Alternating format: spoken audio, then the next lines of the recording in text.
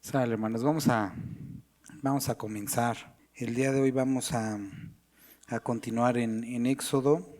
Estamos en el capítulo número 17. Capítulo 17. Vamos a hacer una oración. Padre, queremos acercarnos hoy a ti a través de tu palabra, Dios.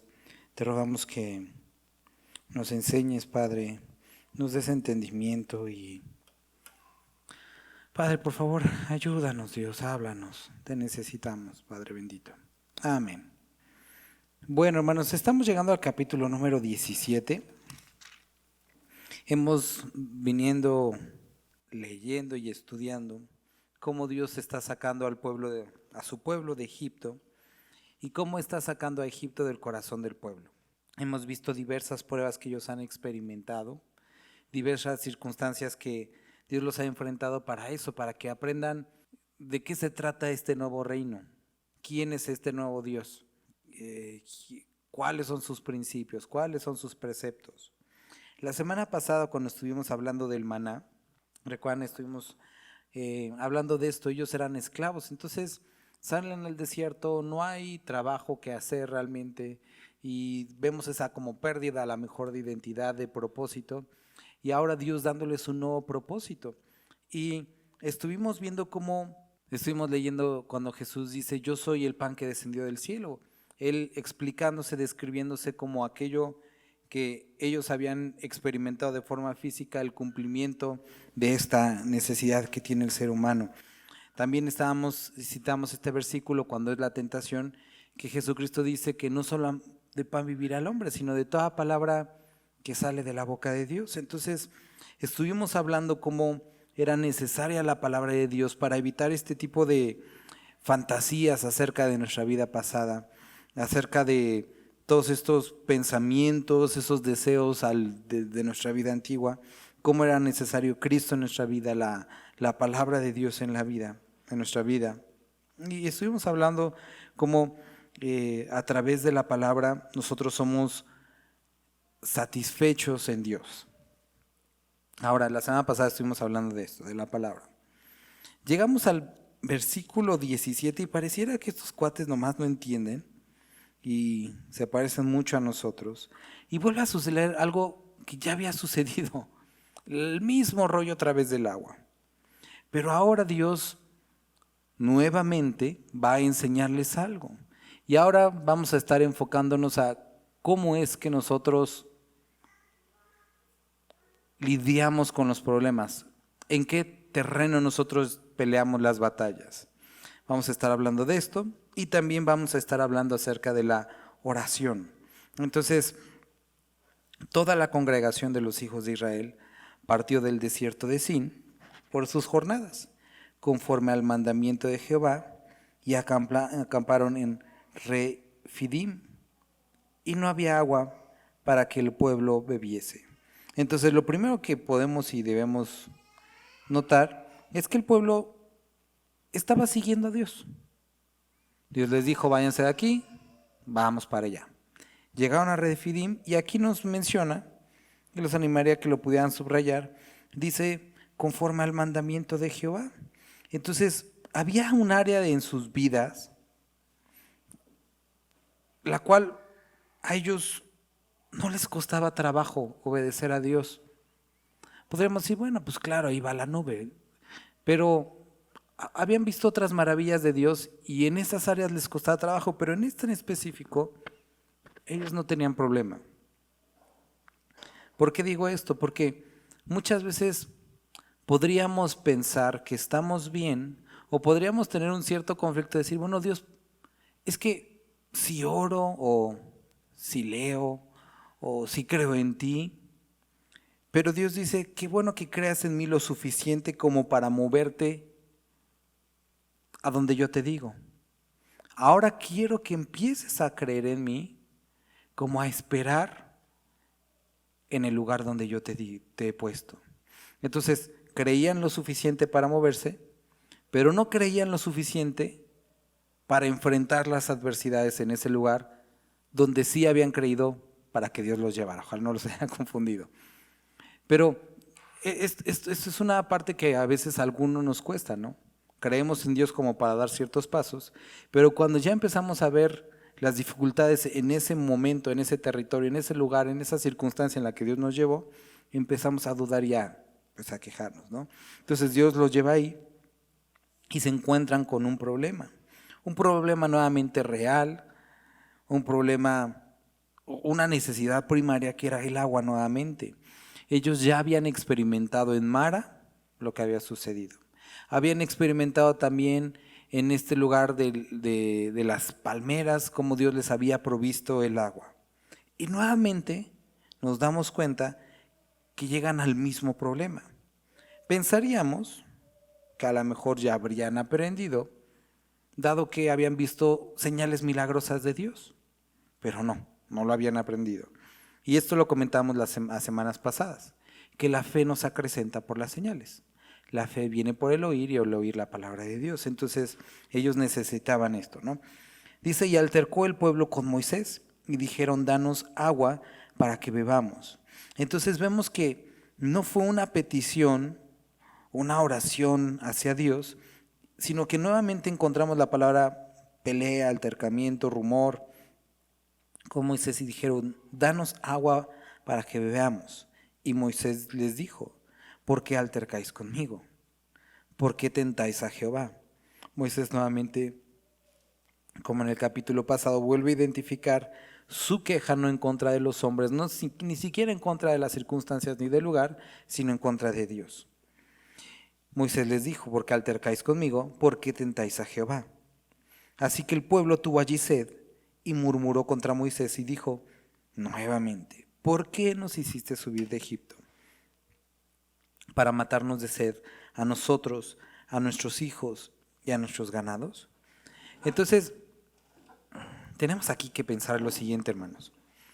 Ellos ya habían estado en esta circunstancia, ya habían pasado por eso, ya Dios los había ayudado en esto, pero no habían pasado la prueba, porque Dios los vuelve a someter a una circunstancia similar, ya habiendo dado anteriormente la salida, y ellos no habían pasado la prueba. Ojo, Dios en algunas circunstancias nos va a volver a pasar por las mismas circunstancias, no sin antes recordarnos que Él está con nosotros. Muchos preguntan, ¿pero por qué me vuelve a pasar lo mismo? Deberías de preguntarte si estás reaccionando de la misma forma o algo ha cambiado en tu actitud y en la forma en la que enfrentas las circunstancias.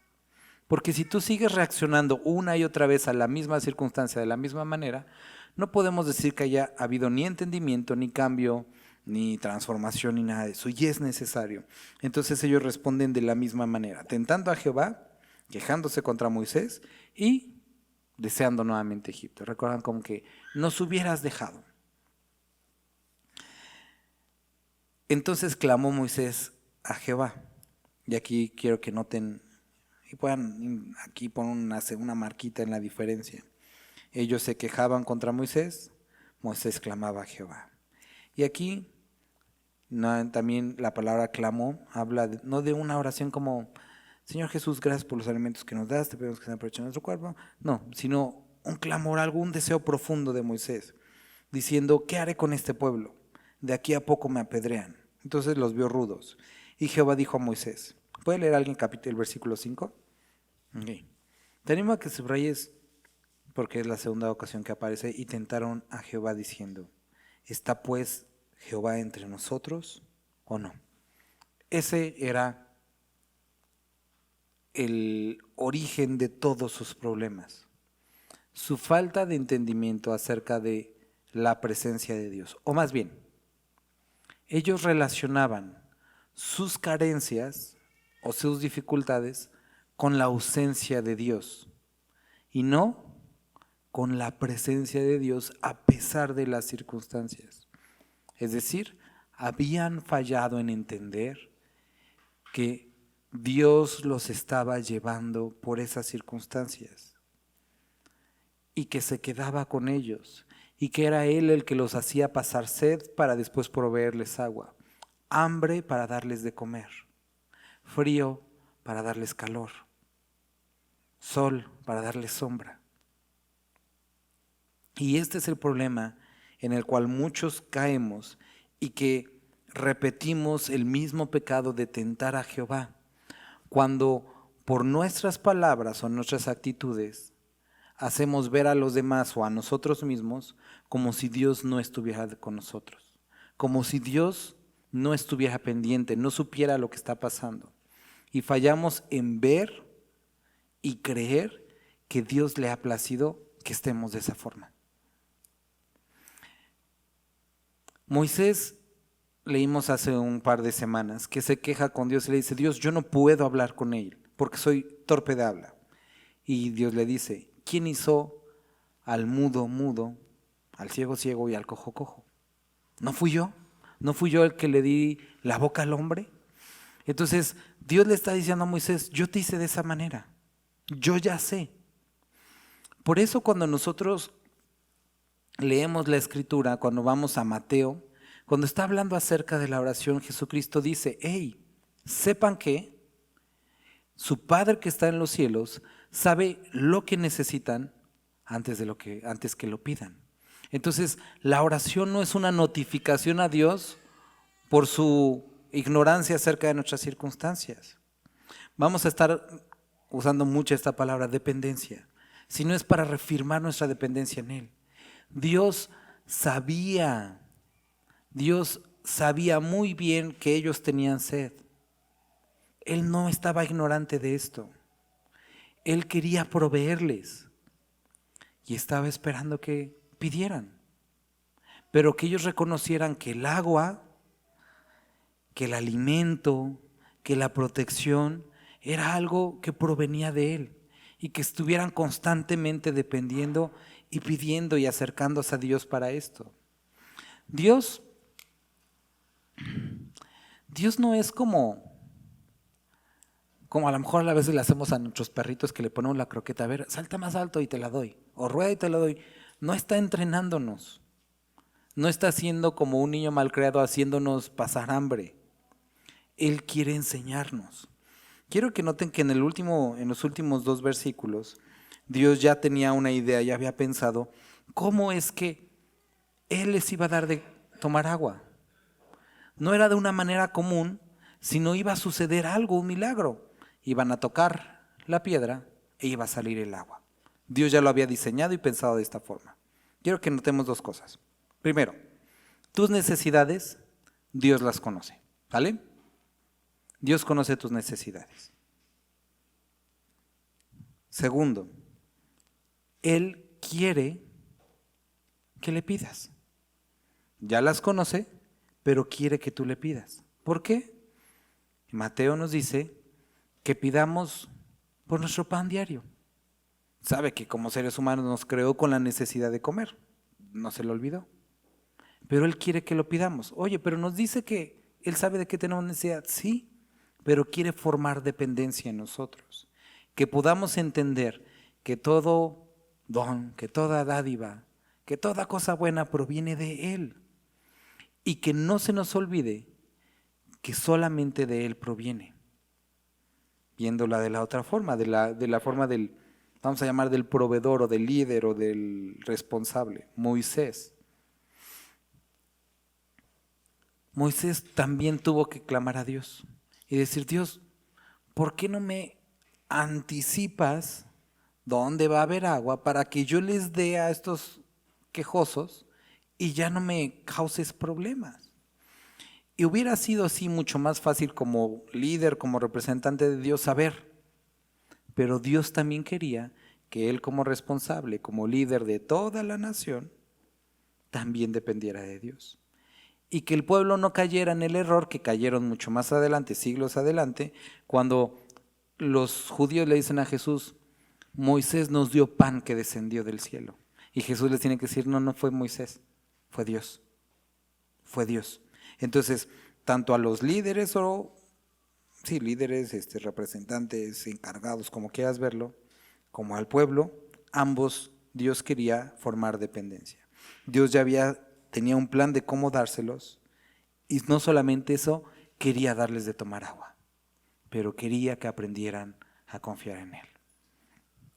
Hermano y hermana, Dios está pendiente de tus necesidades.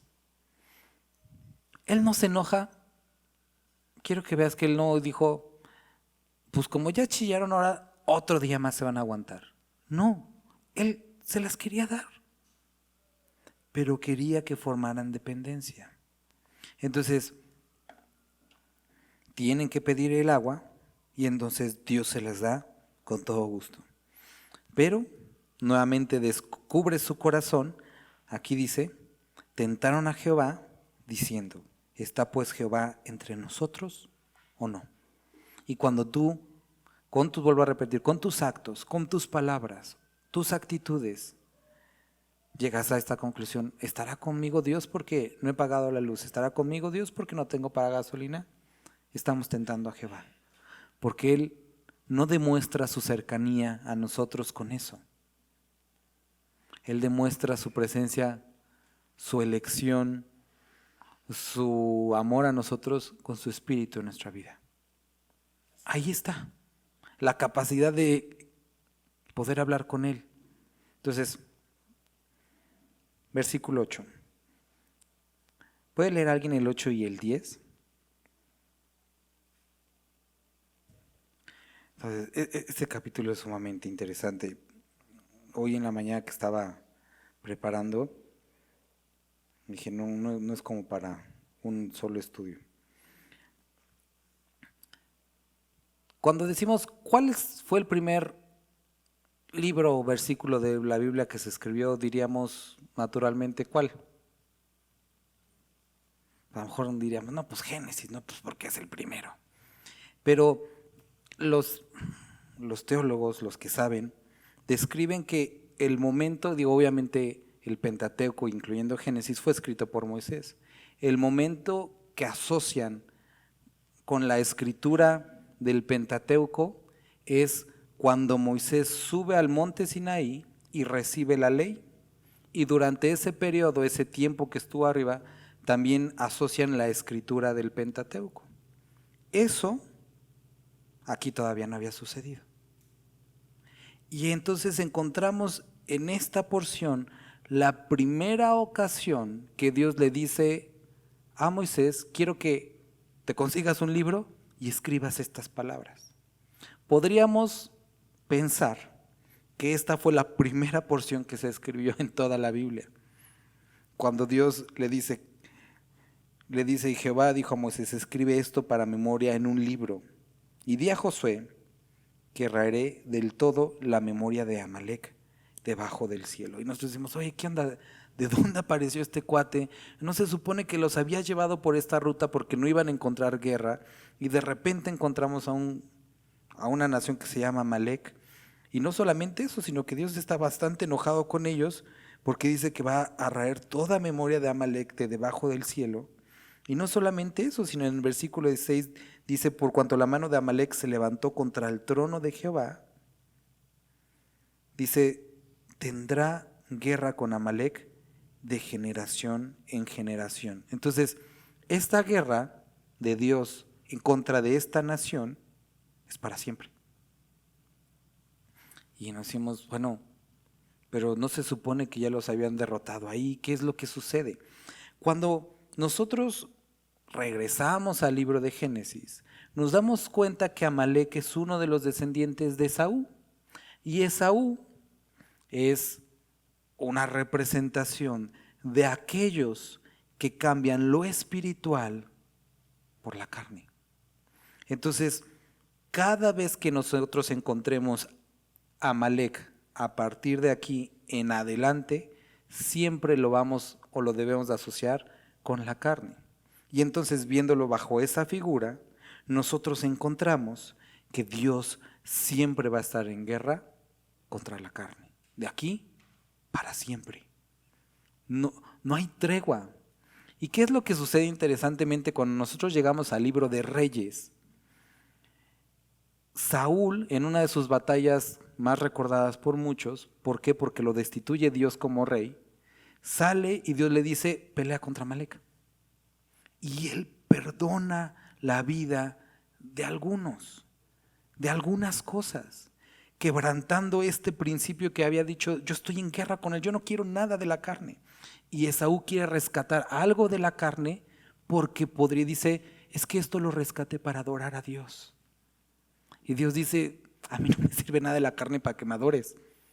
Y entonces Dios, por esa razón, quita a Saúl del reinado, porque quebrantó el principio de la guerra por siempre, de generación en generación, que eso nos alcanza a nosotros contra la carne. Entonces, quiero que podamos empezar a entender el capítulo. Estamos viendo a un grupo de personas que han visto la gloria de Dios, el poder de Dios, el sustento de Dios, la provisión de Dios, la protección de Dios, y siguen nuevamente quejándose de exactamente lo mismo.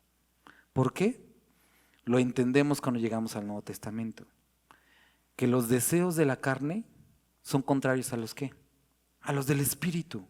No puede reconciliarse. Y entonces, a menos que la carne sea puesta en hambre y eliminada, siempre vamos a tener esa guerra.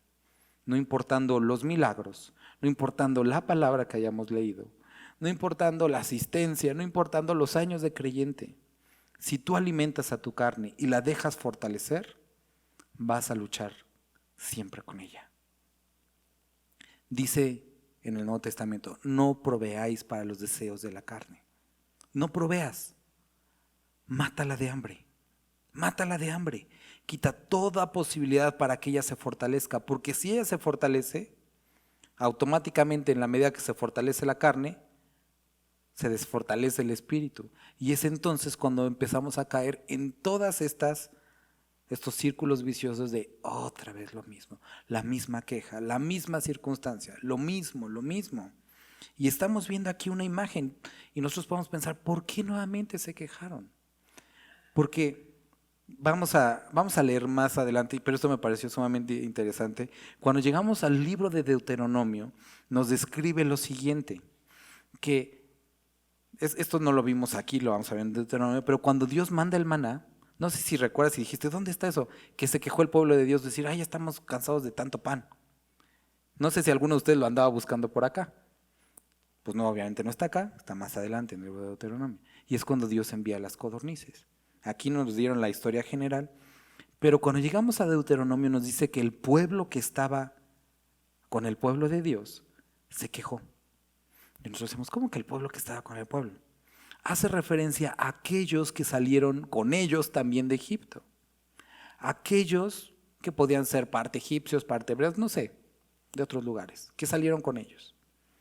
Y que, a pesar de estar ahí, no estaban sometidos a Dios, porque no eran su pueblo.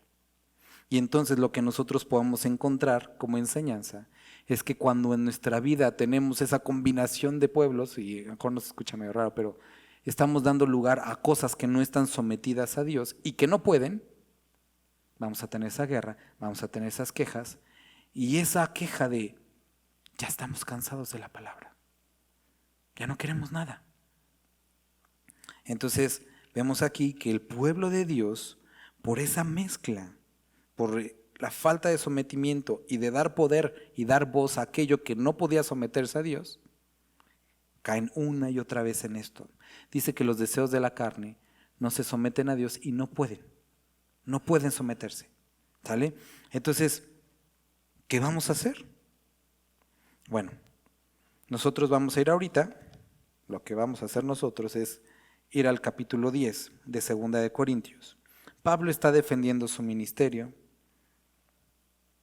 Y no una defensa como, en serio, sí soy buen apóstol. No, dice Pablo, yo os ruego por la mansedumbre y ternura de Cristo, yo que estando presente ciertamente soy humilde entre vosotros, más ausente soy usado para con vosotros. Está haciendo uso del sarcasmo, porque eso es lo que decían los de Corinto. Ay, sí, Pablo, muy acá, viene acá y sí viene humildito, pero nos escribe por cartas y sí la tira duro, ¿no? Se me hace que es medio cobarde. Entonces Pablo está diciendo, sí, como ustedes dicen que soy así, Ruego pues que cuando esté presente no tenga que usar de aquella osadía con que estoy dispuesto a proceder resueltamente contra algunos que nos tienen como si anduviésemos en la carne. Entonces, dice, ustedes o algunos de ustedes han llegado incluso hasta decir que nosotros andamos en la carne. Porque, dice Pablo, aunque andamos en la carne, no militamos según la carne. Dice, entonces, aunque somos de carne y hueso, nuestras acciones, nuestros pensamientos, no son según esta carne. Y encontramos este versículo que todos conocemos. Porque las armas de nuestra milicia no son carnales, sino poderosas en Dios para destrucción de fortalezas, derribando argumentos y toda altivez que se levanta contra el conocimiento de Dios, y llevando cautivo todo pensamiento a la obediencia a Cristo, y estando prontos para castigar toda desobediencia cuando vuestra obediencia sea perfecta. Miráis las cosas según la apariencia. Si alguno está persuadido en sí mismo que es de Cristo, esto también piense por sí mismo, que como Él es de Cristo, así también nosotros somos de Cristo. Entonces, Pablo básicamente les está diciendo, yo podría tomar acciones. Yo levanté la iglesia en la que ustedes están, o en la que ustedes son. Puedo dejar de ir y arréglenselas como puedan. Puedo hacer que nadie los visite, porque yo fundé la iglesia. Pero si hiciera eso, solamente les estaría dando la razón. Por lo tanto, la razón de que ando en la carne. Por lo tanto, voy a tomar decisiones y caminos que reafirmen lo que les he estado enseñando, que las armas de nuestra milicia no son carnales. Es decir, los caminos, los medios que voy a tomar para demostrar mi apostolado no son carnales, sino es a través del Espíritu. La paciencia, el amor que les he tenido y que les voy a seguir teniendo, y empieza a hablar de acerca de eso. ¿Por qué estamos leyendo esto? Porque encontramos una lucha con las personas que están aquí, una lucha que tienen con su propia carne. Y después vemos una imagen de una lucha que ellos tienen con Amalek, que representa la carne. Y nosotros tenemos que entender cuando estamos leyendo eso que si Dios ha de sacar a Egipto de nuestros corazones, también tiene que enseñarnos cómo peleamos los cristianos. Posiblemente estamos acostumbrados en nuestra vida pasada a enfrentar las adversidades de cierta forma. Algunos a lo mejor hacen coraje si se lo guardan todo, a lo mejor algunos gritan, otros llaman a sus amigos para golpear a las personas y cada uno tendrá sus métodos. Pero vienes a Cristo y tienes que entender que esos métodos ya no aplican aquí. Las cosas se hacen diferentes, las luchas son diferentes.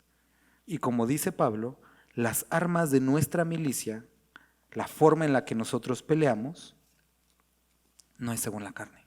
Porque si queremos vencer a la carne, no podemos usar la carne. Tenemos que usar armas diferentes, porque si para vencer la carne usamos la carne, la vamos a fortalecer. Lo que tenemos que usar son armas espirituales. Y aquí dice, sino poderosas en Dios para la destrucción de fortalezas. E introduce un término, fortalezas. ¿Qué quiere decir? Que hay ciertas áreas en nuestra vida, como vimos en el pueblo de Israel, que son fáciles para nosotros someter a Dios. ¿Se mueve la nube? Sí, yo voy. ¿No hay agua? Chillo. Casi apedreo al profeta. Hay áreas fáciles y hay áreas que a ellos les costaban. Y en cada uno de nosotros existen, o a lo mejor existieron, y a lo mejor ojalá pronto dejen de existir, esas fortalezas, esas áreas que para nosotros cuesta, que nos cuesta someter a Dios. Pero aquí dice que las armas de Dios son poderosas, incluso para eso que nosotros pensamos que es muy poderoso. Porque recuerda, uno de los atributos de Dios es todopoderoso. No puede haber nada más poderoso que Dios. Y regresamos nuevamente a las palabras de Cristo. ¿Acaso hay algo imposible para Dios? No hay nada. Y no hay ninguna fortaleza, ningún área de tu vida o de la de tu familia o de la de quien sea que Dios no pueda derribar. Porque las armas de nuestra milicia no son carnales, sino poderosas en Dios para la destrucción de fortaleza. Entonces, si esto no lo has podido derribar o destruir, posiblemente estás usando las armas equivocadas. Posiblemente. Y necesitas pedirle a Dios, antes yo lidiaba con los problemas de esta forma. ¿Cómo quieres tú que ahora enfrente este problema? ¿Cómo lo hago ahora? ¿Cómo es el método que a ti te agrada? Y entonces estamos empezando por el buen camino. Después dice, derribando argumentos y toda altivez que se levanta contra el conocimiento de Dios. Entonces, las armas y los medios carnales son medios altivos y que son contrarios al conocimiento de Dios. Si una persona dice que conoce a Dios, pero milita según la carne, miente. Porque estas cosas se levantan en contra del conocimiento de Dios. Y esto es capaz de derribar todo argumento propio y de terceros. Y toda altivez. Entonces, todos esos pensamientos, todas esas razones, es que podrá, será, Dios puede llevarlo cautivo. Y dice, y llevando cautivo todo pensamiento a la obediencia a Cristo, que es el área donde primero trabaja Satanás en nuestras vidas. Toda acción pecaminosa se origina en un pensamiento. Hablaba con un hermano el domingo que todo pensamiento inicialmente, vamos a decir, inicialmente no es pecaminoso, porque es puesto por nuestro enemigo ahí, el pensamiento, la semilla, a ver qué haces con esto, ¿no? Se vuelve pecaminoso en la manera o en el momento en que nosotros lo adoptamos y empezamos a meditar en él y a veces disfrutarlo o a veces decir si es cierto. Entonces, cuando llegan pensamientos, estas armas son capaces de llevar cautivo todos estos pensamientos y someterlos a la obediencia a Cristo. Y estando prontos, dice, para castigar toda desobediencia cuando vuestra obediencia sea perfecta. Entonces, bueno, ahí llegamos a otra parte. Estamos entonces viendo que existen otros métodos, pero seguimos, bueno, sin hablar. ¿Cuáles son esos métodos? Llegamos al libro de Efesios. Vamos a Efesios capítulo 6.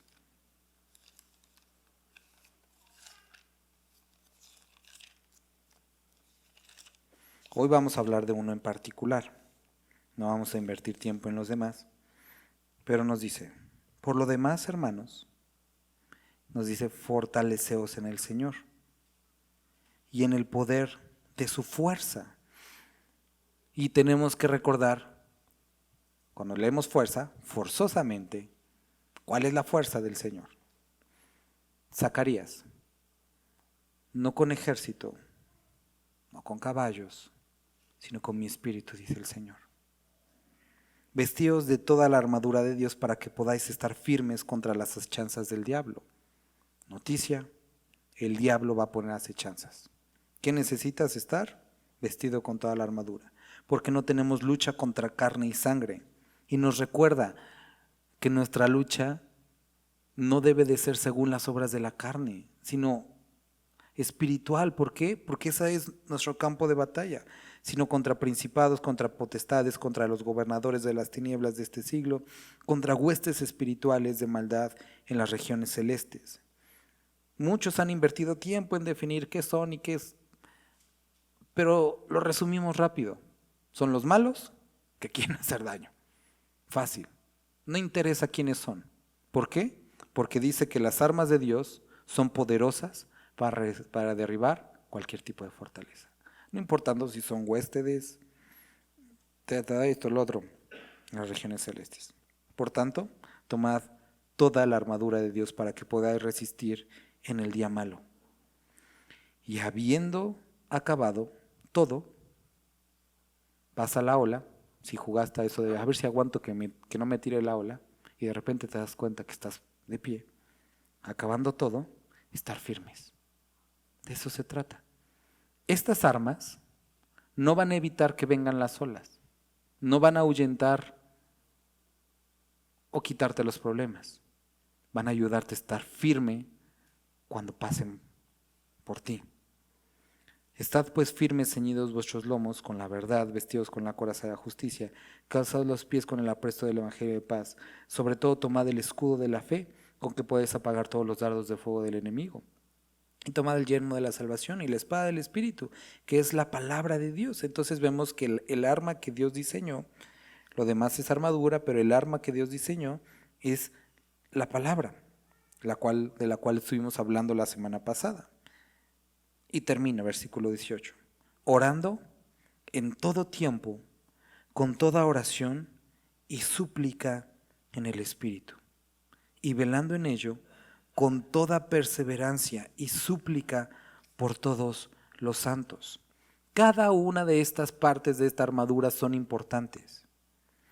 Pero la semana pasada Dios nos habló que es esencial para evitar la tentación y las fantasías raras de nuestro pasado, la palabra de Dios. Y hoy nos introduce en este capítulo esta guerra contra la carne. Y hoy nos dice en este capítulo que a pesar de que fueron escogidos por varones valientes como Josué y que salieron a pelear en el campo de batalla, sucedió algo, que estando ellos peleando, se dieron cuenta que empezaron a perder y tenían la espada desenfundada. Estaba la espada, pero estaban perdiendo. ¿No es suficientemente importante o eficaz la espada? No, esa no es la enseñanza. Dice aquí que sucedía que cuando alzaba Moisés su mano, Israel prevalecía, mas cuando él bajaba su mano, prevalecía Amalec. Entonces Moisés se sube al cerro y alza sus manos. Y se dan cuenta que cuando alzaba sus manos, ganaban. Y cuando las bajaba, perdían. Y esta era la posición natural de oración de un judío. Entonces, cuando Moisés estaba en esta posición, con la vara alzada, ellos prevalecían. Pero cuando no, empezaban a perder. Nosotros encontramos en los evangelios este capítulo interesante en el que Jesús da su palabra, empeña su palabra y les dice a sus discípulos: los envío. Sanad enfermos, sacad demonios, predicar el evangelio. Les doy autoridad, vayan. Van y suceden grandes cosas. Sanan enfermos, liberan a endemoniados, predican el evangelio y vienen con grandes noticias. Continúa la historia y llegan al monte de la transfiguración. Ven un momento glorioso, unos cuantos, no todos. Pedro está ahí diciendo: aquí nos quedamos. Descienden y se encuentran con un problema, que ese demonio al cual Dios les había dicho que podrían liberar, no lo pueden liberar. Y entonces se frustran. Jesucristo baja, las personas se quejan con él, libera a este muchacho y se acercan sus discípulos y dicen: oye, ¿no nos habías dado la autoridad? ¿No habías dado tu palabra de que podíamos hacerlo? Y él dice: sí, pero este género no sale sino con oración y ayuno. Eso quiere decir que a pesar que andaban con él y que había dado su palabra y que les había dado autoridad, ellos no oraban ni ayunaban. Y ahí estaba su problema. La palabra es suficiente, sí. Pero también recuerdan lo que Jesús les decía a los fariseos: debieron de haber hecho esto sin dejar lo otro. No es que sea menos poderosa o que necesita un complemento, no, ese no es el rollo. El problema es que Dios ha establecido que necesitamos las dos cosas. Pedid y se os dará, buscad y hallaréis. Y después dice: no reciben porque no piden. Y si piden, piden conforme a sus deseos. Y entonces vemos que a pesar de que Dios les había dado la palabra, y ahí estaba la palabra, había una necesidad. Pidan, oren. Y no solamente oren, sino oren en mi nombre. Y no solamente oren en mi nombre, ahí está la palabra, sino conforme a mi voluntad. Entonces vemos que hay un complemento hermoso entre la palabra y la oración. El creyente debe de conocer la palabra, pero el creyente necesita orar. Dios espera que el creyente ore.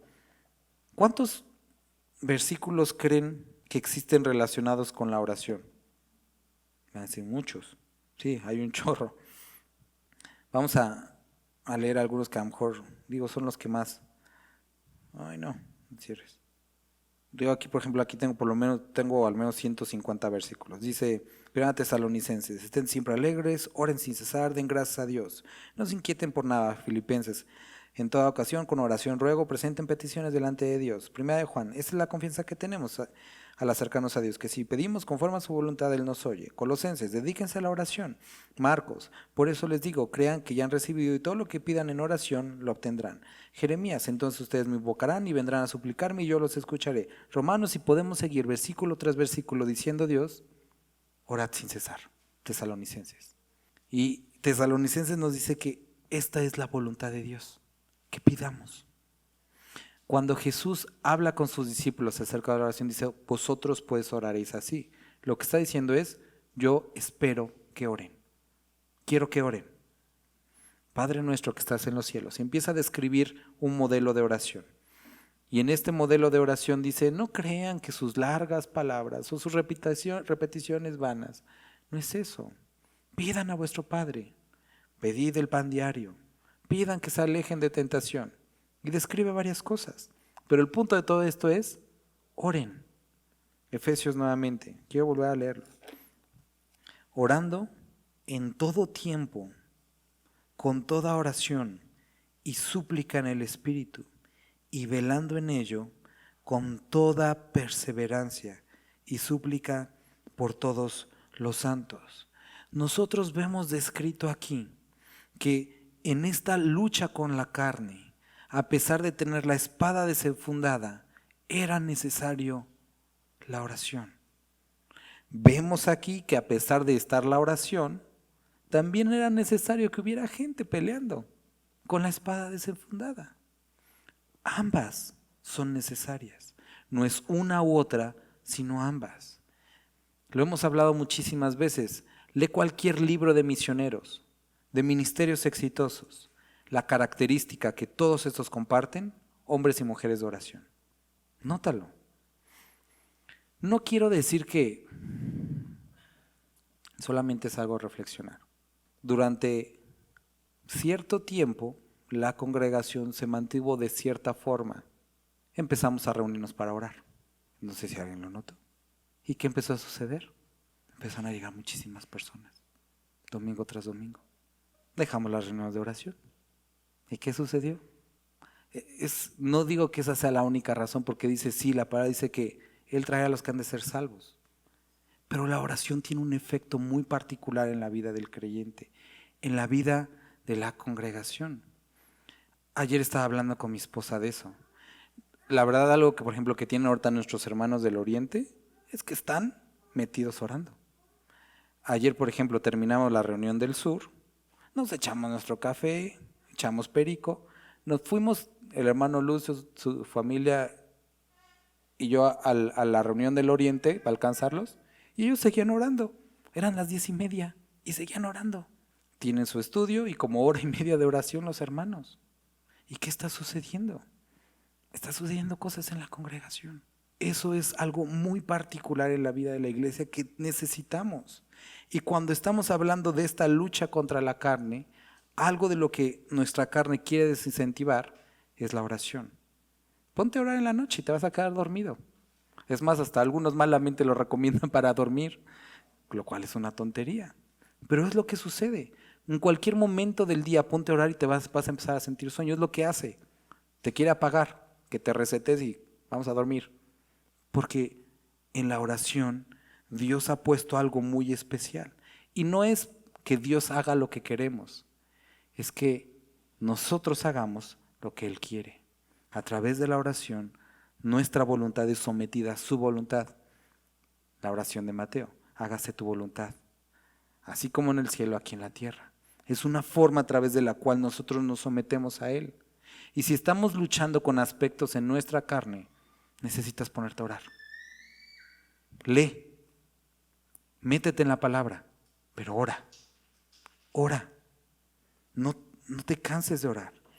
Y como vemos aquí, bajaba las manos Moisés, perdían la batalla. Ahora quiero que notes también otra cosa.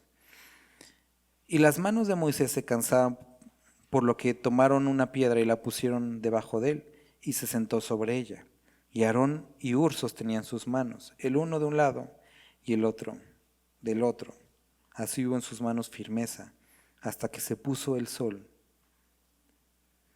Y encontramos una imagen hermosa, que estudiamos en Timoteo y que vamos a volver a ver en Tito. Oren unos por otros. La voluntad de Dios es que se hagan súplicas, ruegos por todos los que están en eminencia. Oren. La Biblia nos dice, oren. Cumplan la ley del amor. Sobrellevad los unos las cargas de los otros. ¿Cómo? Oren. Y aquí vemos que este hombre se había cansado. Digo, ya tenía 80 y tantos años para ese momento. No sé cuántas veces has tratado de atornillar algo con un desarmador arriba y se te acalambra la mano unos minutos después. Y este cuate, ahorita vamos a ver que fueron casi 12 horas de guerra. Y ahí andaban. Y entonces tenía a 2 hombres junto a él que sostuvieron sus manos. Y es muy apropiado que como congregación nos demos cuenta de eso. Cuando alguien pone en el grupo, hermanos, ¿podrían orar por esto? No solamente digamos orando o pongamos una manita así, sino en verdad oremos. Porque podemos sostener a nuestros hermanos a través de la oración. Podemos participar juntamente con sus aflicciones orando. No desestimemos el poder que tiene el que la iglesia ore, que nos reunamos. ¿Qué es lo que estaban haciendo los discípulos cuando llegó el Espíritu Santo? ¿Qué estaban haciendo? Orando. ¿Qué estaban haciendo la segunda ocasión cuando recibieron nuevamente la llenura? Orando. ¿Qué es lo que hacían en el aposento alto? Oraban. Buscaban a Dios y estaban clamando. Entonces, tenían estas personas y haríamos bien en poner mucha atención en eso. Después, y así hubo firmeza en sus manos hasta que se puso el sol. Y Josué deshizo a Amalec y a su pueblo a filo de espada. Nos podemos recordar Santiago. Resistid al diablo y él huirá de vosotros. ¿Cuánto tiempo oraron? ¿Cuánto tiempo estuvieron en esta batalla? Varias horas, hasta que se puso el sol. Ya no se veía, ya seguramente estaban cansados. Y ahí estuvo Moisés con las manos levantadas, con estos cuates levantándole las manos. Tuvieron que usar una piedra. No os canséis de hacer el bien, porque a su tiempo cosecharemos. Tenga la prueba de vuestra paciencia, su obra completa. Espera en Dios, espera en Dios. No te canses de orar, no nos cansemos de orar, porque a su tiempo Dios va a obrar. Y esta lucha que nosotros tenemos con nuestra carne, seguramente la tendremos desde el día que recibimos de Cristo hasta que se meta el sol en nuestra vida. O hasta que entreguemos nuestra alma y vayamos con Dios, o hasta que Él venga por segunda ocasión. Vamos a tener esta lucha. No te canses de orar, pero va a ser vencida. Dios tiene lucha contra Amalec para siempre. Y nosotros que somos sus hijos, también. En este caso sí se cumple, las broncas de los padres también son nuestras broncas. Y si Dios tiene bronca con la carne, nosotros también. Y no podemos caer en la jactancia de decir, Dios, pero esta parte de mi carne te sirve para adorarte. Dios dice, no, la quiero destruir. Siempre dice, voy a raer su nombre de debajo del cielo. No quiero saber de ella. No me interesa nada de tu carne. Quiero quitarla. No te canses. Y dice que miró Amalec y su pueblo a filo de espada. Y Jehová dijo a Moisés, escribe esto para memoria en un libro. Y di a Josué el que había peleado, que erraré del todo la memoria de Amalec de debajo del cielo. Ahora, se dieron cuenta, o sucedía.